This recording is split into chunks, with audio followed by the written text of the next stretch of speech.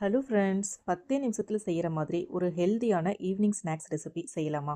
Weight loss பண்ணணும்னு நினைக்கிறவங்க, குட்டீஸ்க்கு டிஃப்ரெண்ட்டான ரெசிபி கொடுக்கணும் அப்படின்னு நினைக்கிறவங்க இந்த ரெசிபியை சேவ் பண்ணி வச்சுக்கோங்க. அப்படியே நம்ம சேனலுக்கும் ஒரு சப்ஸ்கிரைப் போட்டுருங்க. வெயிட் லாஸ் பண்ணணும்னு நினைக்கிறவங்க கூட இந்த ரெசிபியை ட்ரை பண்ணலாம்.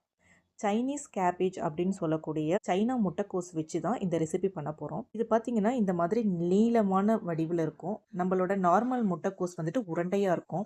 நார்மல் முட்டைக்கோஸில் நான் டம்ப்ளிங் பண்ணது கிடையாது. நீங்கள் ட்ரை பண்ணீங்கன்னா எப்படி வந்ததுன்னு எனக்கு கமெண்ட் பண்ணுங்கள். இந்த ரெசிபிக்கு தேவையான பொருட்கள்: ஒரு சைனா முட்டைக்கோஸ், பொடி பொடியாக நறுக்குன ஒரு வெங்காயம், ஒரு குடைமிளகாய், 50 கிராம் அளவுக்கு துருவின கேரட்டு, 50 கிராம் அளவுக்கு ஸ்வீட் கார்ன் வேக வச்சு எடுத்து வச்சிருக்கேன். 100 கிராம் அளவுக்கு பட்டன் காளான் பொடி பொடியாக நறுக்கி வச்சிருக்கேன். இது கூட விருப்பமான காய்கறிகள் பீன்ஸ், முட்டைக்கோஸ், பர்பிள் முட்டைக்கோஸ், இந்த காய்கறிகள் எல்லாமே சேர்த்துக்கலாம். பன்னீர் வேணுனாலும் துருவி சேர்த்துக்கலாம். இந்த நறுக்கி வச்சிருக்க காய்கறிகள் எல்லாத்தையும் ஒரு மிக்சிங் பவுலில் மாற்றிக்கலாம். இப்போ இது கூட துருவின சீஸ் 50 கிராம் அளவுக்கு சேர்த்துக்கலாம். ஏன்னா சீஸியாக இருந்தால் குட்டீஸ்லாம் விரும்பி சாப்பிடுவாங்க இல்லைங்களா, அதுக்காக 50 கிராம் அளவுக்கு துருவின சீஸ் எடுத்திருக்கேன். இப்போ காய்கறிகள் சீஸ் எல்லாத்தையும் நல்லா கிளறி விட்டுக்கலாம். இதுக்கு காரத்துக்கு பச்சை மிளகாய் நீங்கள் தேவைன்னா சேர்த்துக்கோங்க.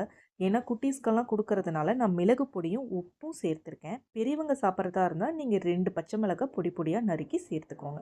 தேவையான அளவு உப்பும் மிளகுத்தூளும் மட்டும்தான் சேர்த்துருக்கேன். நல்லா மிக்ஸ் பண்ணி கிளறி விட்டுக்கலாம். வாங்க இப்போ சைனீஸ் கேபேஜ் அப்படின்னு சொல்லக்கூடிய இந்த சைனா முட்டைக்கோஸை எப்படி பிளான்ச்சிங் பண்ணுறதுன்னு பார்க்கலாம். பிளான்ச்சிங் அப்படிங்கிறது பெரிய விஷயம் கிடையாதுங்க. இந்த சைனா முட்டைக்கோஸ் இருக்கு இல்லைங்களா, இதோட அடிப்பகுதியை கட் பண்ணி எடுத்துட்டு இதோட இதழ்களை எல்லாம் பிரித்து எடுத்துக்கலாம். இப்போ இது எவ்வளோ ஸ்டிஃபாக இருக்குன்னு பாருங்களேன். இதை மடித்தோம்னா உடஞ்சிரும். அதனால சுட தண்ணியில் கொஞ்சம் உப்பு போட்டு தண்ணி கொதிக்கும் போது 30 செகண்டுக்கு இந்த சைனா கேபேஜோட இதழ்களை போட்டு முக்கி எடுத்துடணும். இப்போ என்ன ஆகும்னா அந்த ஸ்டிஃப்னஸ் போயிட்டு நல்லா சாஃப்டாக இருக்கும். அது மட்டும் இல்லாமல் இந்த சைனா முட்டைக்கோசுமே பார்த்திங்கன்னா நல்ல கலர் கொடுக்கும். இந்த மாதிரி ஒவ்வொரு இதழ்களாக பிரித்து தண்ணியில் 30 செகண்ட் போட்டு ஒரு கொலாண்டரில் மாற்றி வச்சிடலாம். தண்ணியெல்லாம் நல்லா வடிகட்டி எடுத்துக்கலாம். இதுக்கு பேர் தான் பிளான்ச். இப்போ இந்த மாதிரி நம்ம சைனா முட்டைக்கோஸில் ஏன் பண்ணியிருக்கோம்னு கேட்டிங்கன்னா, ஸ்டிஃப்னஸ் இல்லாமல் இருக்கும், கலரும் நல்லா கொடுக்கும். அதுக்காக தான். ஒரு சைனா முட்டைக்கோஸோட இலையை எடுத்து வச்சுக்குவோம். இது கூட 1/2 டேபிள் ஸ்பூன் அளவுக்கு ஸ்டஃபிங் பண்ணிடலாம். மிக்ஸ் பண்ணி வச்சுருக்க காய்கறிகளை நல்லா இந்த மாதிரி கேப் இல்லாத மாதிரி மடிச்சுக்கலாம். அவ்வளோதான். இதே போல் நம்ம எல்லா இலைகளையுமே ஒன்று ஒன்றா எடுத்து வச்சு அதுக்குள்ளே காய்கறிகளை ஸ்டஃப் பண்ணி ரோல் பண்ணி எடுத்து வச்சுக்கலாம். நார்மல் இட்லி பாத்திரத்திலே தான் தண்ணி ஊற்றி வச்சுருக்கேன். தண்ணி நல்லா காஞ்சிருச்சு. இந்த ஸ்டேஜில் நம்ம ரோல் பண்ணி வச்சுருக்க எல்லா ரோலையுமே இட்லி தட்டில் அடுக்கிக்கலாம். இதுக்கு நம்ம எண்ணெயெல்லாம் எதுவுமே சேர்க்கலை. இப்போ வந்துட்டு ஒரு 5 நிமிஷம் போல் மூடி போட்டு ஸ்டீம் பண்ணி எடுத்துக்குவோம். 4லேருந்து 5 நிமிஷம் வைங்க போதும். அதுக்கும் மேலே வைக்க வேணாம். ஏன்னா இது காய்கறிகள்ங்கிறதுனால நம்மளுக்கு சீக்கிரமாகவே வெந்து வந்துடும். பாருங்கள் எவ்வளோ நல்லா ரொம்ப ரொம்ப சுலபமாக. இதே மம்மூஸ் பண்ணணும் அப்படின்னா அதுக்கு வந்து ஃபஸ்ட்டு மைதா மாவு பிணைஞ்சு ஷீட்டு ரெடி பண்ணி அதுக்குள்ளே ஸ்டஃபிங் பண்ணணும். இந்த வேலையெல்லாம் இல்லை. ரொம்ப ரொம்ப சிம்பிளாக பண்ணிடலாம்.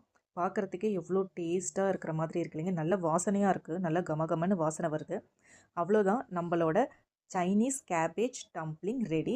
இது கூட வந்துட்டு நீங்கள் ஒரு கார சட்னி இல்லை வந்துட்டு மயோனீஸ், தக்காளி சாஸ் எது வேணாலும் வச்சு சாப்பிட்லாம். செம்மையாக இருக்கும். குட்டீஸ்க்கு இந்த மாதிரி ஈவினிங் டைமில் ஸ்கூல்லேருந்து வரும்போது செஞ்சு கொடுங்க. இதையே இன்னும் கொஞ்சம் டேஸ்ட்டாக பண்ணணும் அப்படின்னா, வெயிட் லாஸ் பண்ணணும் அப்படின்னு நினைக்கிறவங்க எண்ணெயே சேர்க்காமல் இப்படியே சாப்பிட்டுக்கலாம். இல்லை எனக்கு கொஞ்சம் எண்ணெய் இருந்தால் பரவாயில்ல அப்படிங்கிறவங்களுக்காக தான் இந்த டிப்ஸ் சொல்கிறேன்.